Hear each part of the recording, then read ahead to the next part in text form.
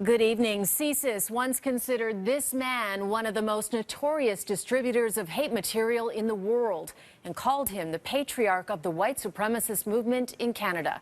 Ernst Zundel has died at the age of 78 in Germany, but for decades he spread his message from a home in Toronto's Cabbagetown. Do you know who used to live in this house? No, I don't know. Many people wouldn't, but clues to this home's history are still there. Metal gates, bars on the windows. This Toronto house was Ernst Zundel's for close to 25 years.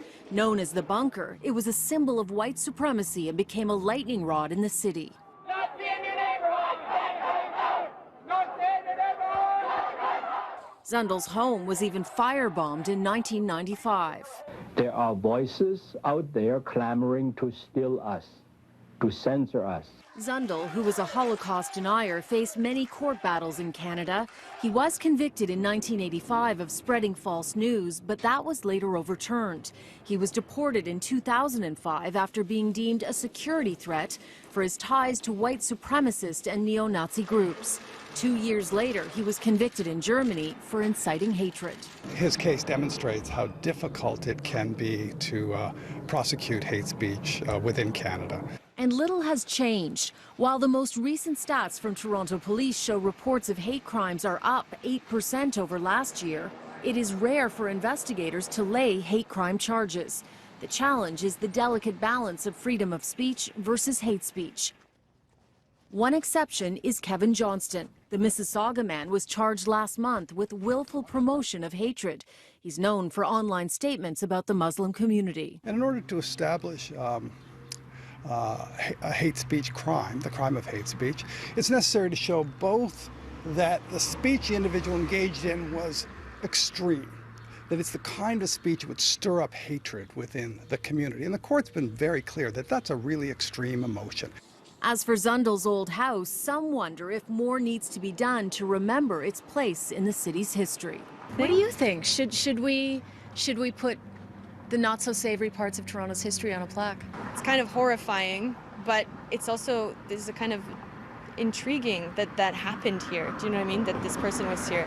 Rather than just erasing that, it's interesting to be aware of it. Learn from the lesson? Yeah.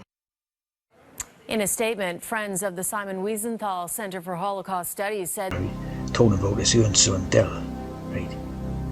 All you need to know is he was on the CBS 60 Minutes, which is a mainstream sort of media TV program, right? So they gave him this airtime on the show, right? So obviously, very smart he is, and obviously he's one of their operatives, and don't matter if he's anti or pro, he's one of their operatives. And most likely a Jew, to be honest. And this is all hidden from the American people. And all of the testimony we've heard through the years by literally thousands of survivors talking of everything, death camps, execution squads, gassings, that's all made up. It is a rumor, and like any other rumor, grew as more and more people prosper as a result of the rumor. So all of them. And of course, this brings this sort of argument into people's minds, really, about Holocaust denial. It makes Holocaust denial like an actual thing, see? So they've created the idea of Holocaust denial based on the sort of testimonies of their own shills, creating the concept of Holocaust denial, see? And that's how you have, to this day, Holocaust denial as an actual concept where you've got a load of Holocaust deniers, right? Ones like this Zundel brought it into existence, see, on their behalf. Without them, you wouldn't have it, right? That the Holocaust never happened. Who are these so-called deniers or revisionists who've managed to keep spreading that message in North America and Europe, though most of them lack any serious credentials as historians, and no serious historians give them any credence?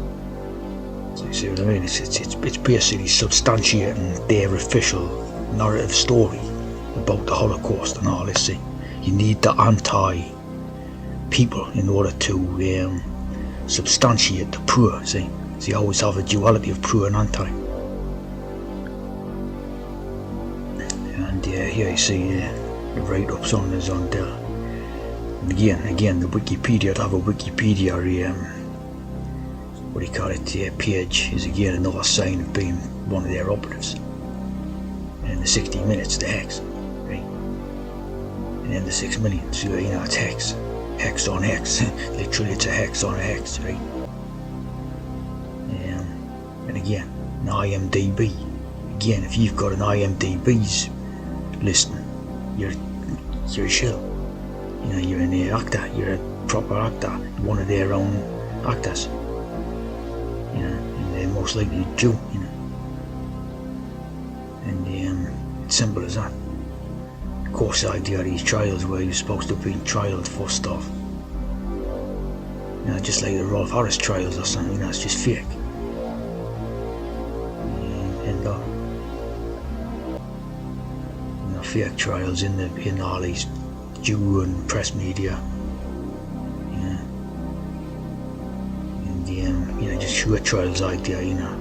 Again, it reinforces the idea that you can be a denier of Holocaust, right? Which sort of stifles free speech, because the sort of the storyline, what they want you to believe is, oh well, if you sort of gone around talking this stuff and saying this, they can put you in prison for it, which, you know, is ridiculous when you think about it. You know, when you go into prison for having free speech or something, you know,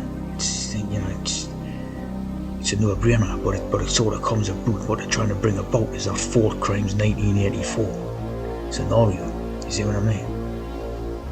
Fort Crimes 1984 type of thing.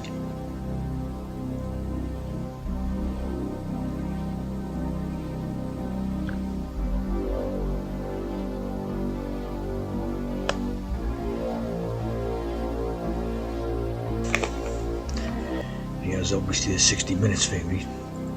So it's a hex, you know, the hex News program. And as you see here,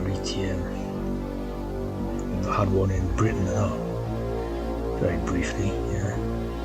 60 Minutes. Yeah, we're first 15 here. It started on 24 October, right? Because you know how these Jews are into all the numerology and what have you. So it started on the 6th, right? End on the 7th, double 7. You had 15 minutes for 1/6. You know, all the day with you know, it was 1984. So again, you know, if they're trying to bring about the 1984 idea, as we're not, you know, through that dystopian reality idea, what they're trying to bring about for all the sort of goyams and naturals, right? Again, the American one, I see they debuted on September 24th, so again, another 6. So it's all about hex, right? And you know what hex is as well, like, you know, the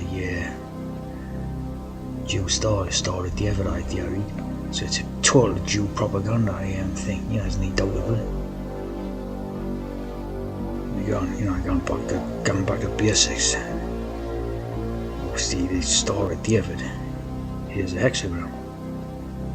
6-pointed star hexagram.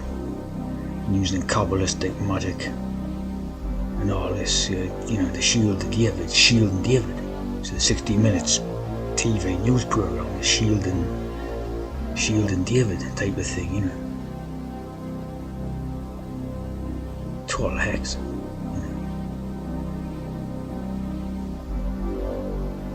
Symbol of Jewish identity.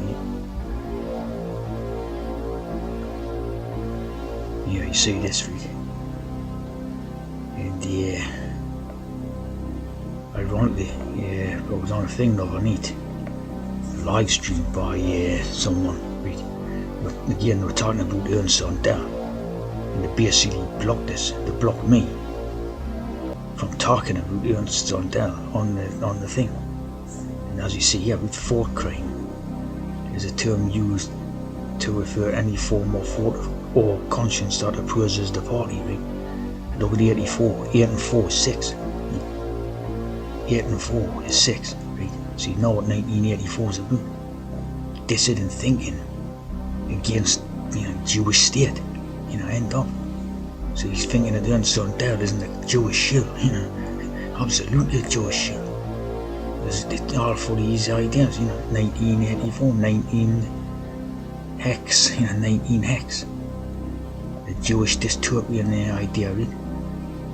And of course the TH is the Royal Archmasonry as well, which again is like, it's just the same thing. So it's like end of, what they're trying to bring about.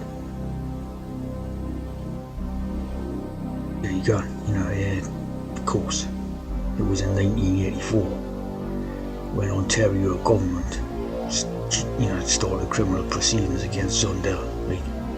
You couldn't make it up. So, end of, 12 shill, that one there's David Irvin. That one is also another shill, like, and you see doing the Masonic sign, it's some description there, right? But these characters are basically Jewish shills, end of. Early September 1984, it's just the end of, it's the Jewish shills.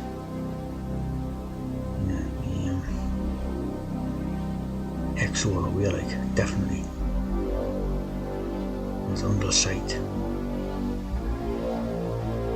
Here's the Zundel site. You see free Ernst Zundel, like free Nelson Mandela, the free Mason, basically. Freedom. The hammer. Of course, that's what they want to bring about. They're claiming that this, this is the anti to the poor, or the opposition to the official type of thing, claiming that that's what they want to stop, but it's really what they're bringing about. Free Masonic, Ernst Zundel. There he is in with his son, Poverty Law Centre. That's a Jew operation. Used to demonize whites through the Nazi, identification with Nazi ideas, right? Completely Jewish.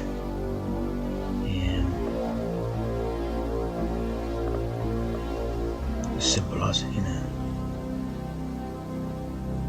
it's a shit operation, end of. Again, this is the icing on the cake, right? Because they always put in a code when they have their own Freemasons using operations, right? They'll always put in, one little piece of code linking them to the idea of Freemasons, right? So here it is. That's the only story there is to do with it.